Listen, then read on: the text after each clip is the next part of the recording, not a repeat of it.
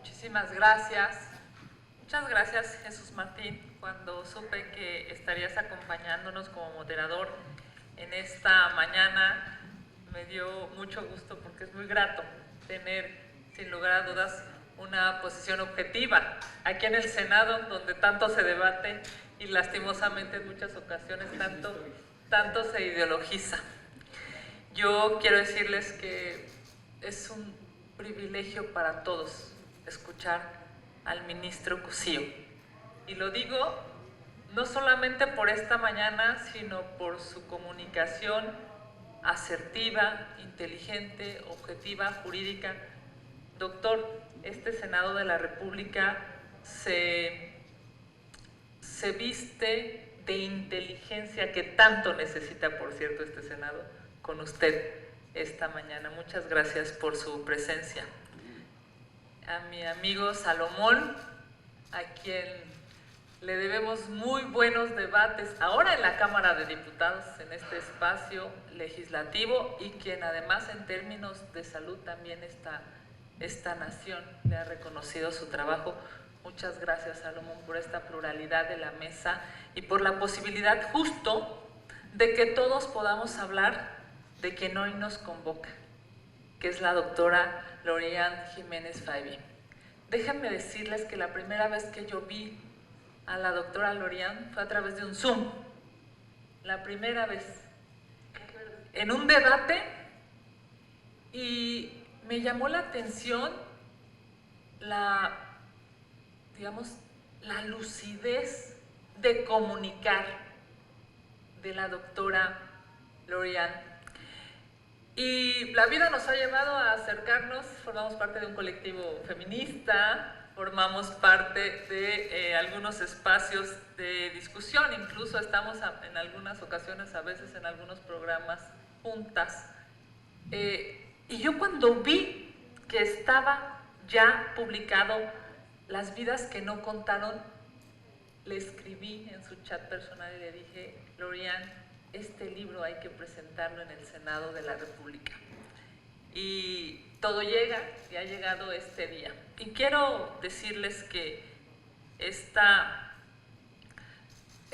invitación a ustedes, muchas gracias a quienes nos acompañan, muchas gracias a quienes se han tomado el tiempo para venir. Esta invitación a ustedes y en las redes sociales y a los medios de comunicación, esta invitación es porque este tema se hace necesario.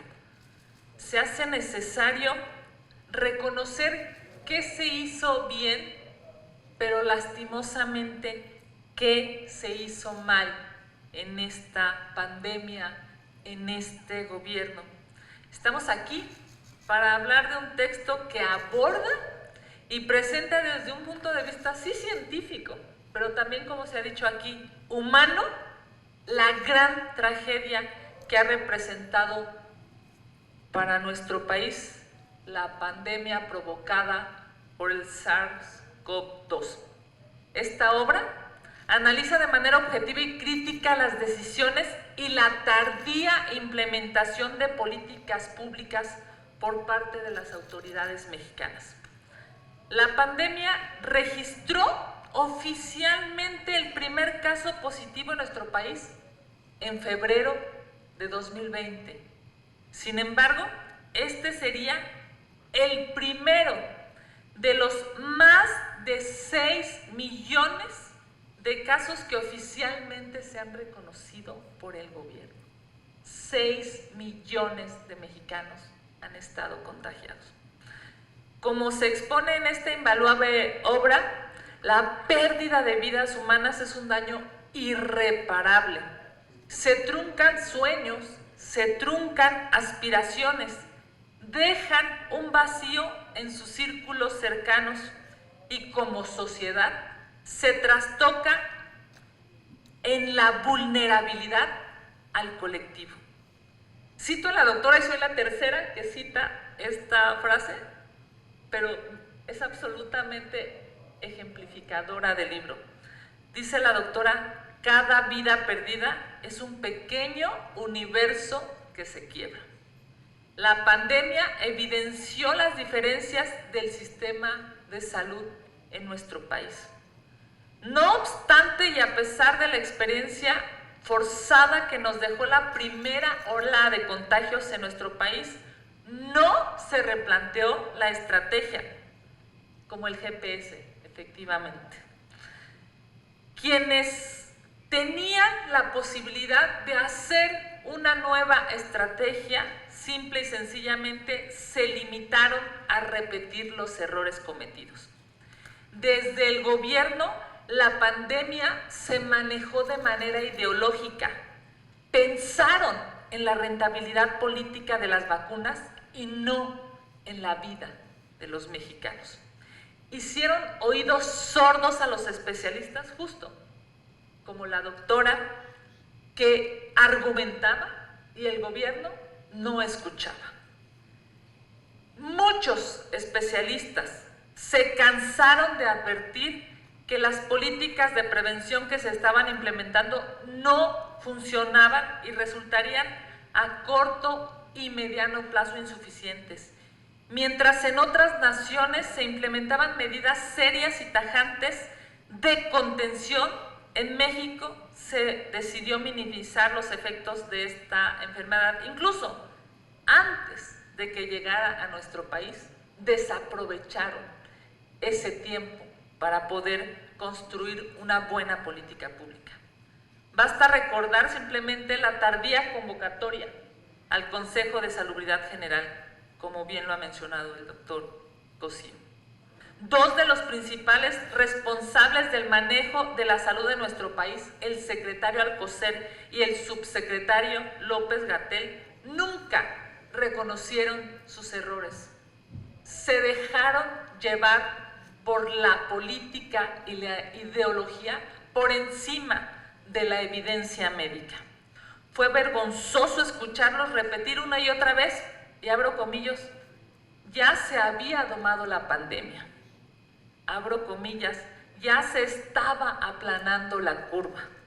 Abro comillas, no existía evidencia para recomendar el uso de cubrebocas. La peor, abro comillas, que la fuerza del presidente era moral y no de contagio.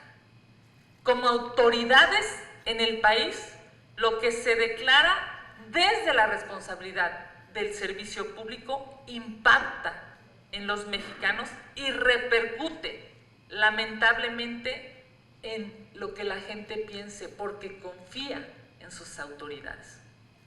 Cuando desde la tribuna del Palacio se dijo que había que abrazarnos, que el cubrebocas no servía o que no robar y no mentir evitaban el contagio de la enfermedad, se realizaron con estas afirmaciones actos criminales contra los mexicanos. En contraparte, la OMS llamaba a realizar pruebas para la detección temprana y oportuna del virus, así como a promover el distanciamiento social y el uso del cubrebocas. Es evidente que el gobierno mexicano fracasó en el combate a la pandemia. Callaron ante las prioridades políticas del presidente y esto permeó lastimosamente en todo el gobierno. La falta de políticas públicas para atender la emergencia sanitaria trajo dolor a las familias mexicanas. Han dado aquí la cifra, más de 700,000 muertes. Sirva este foro, doctora, sirva tu libro, sirva este esfuerzo para reconocer la vida de esas más de 700,000 personas que se han ido. En nuestra comisión, en la Comisión de Derechos Humanos, Emanuel, un joven abogado, perdió la vida aquí en el Senado por COVID. En mi familia, mi sobrino de 33 años falleció por COVID. Mi hermano estuvo 14 días entubado.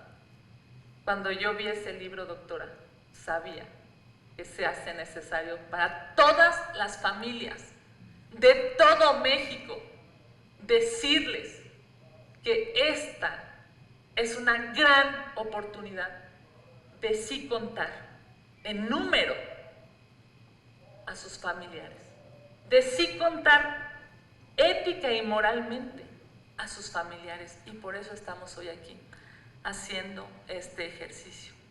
Quiero concluir diciéndole a todo el servicio de salud, muchas gracias.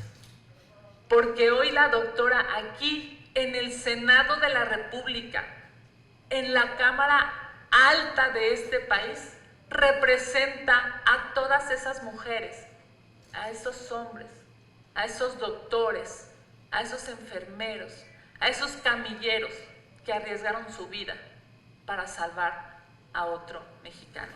Doctora, esta es tu casa. Este espacio siempre estará abierto para decir la verdad. Siempre estará abierto para recibir a los mexicanos que creemos que hay mejores formas de hacer gobierno. Muchísimas gracias.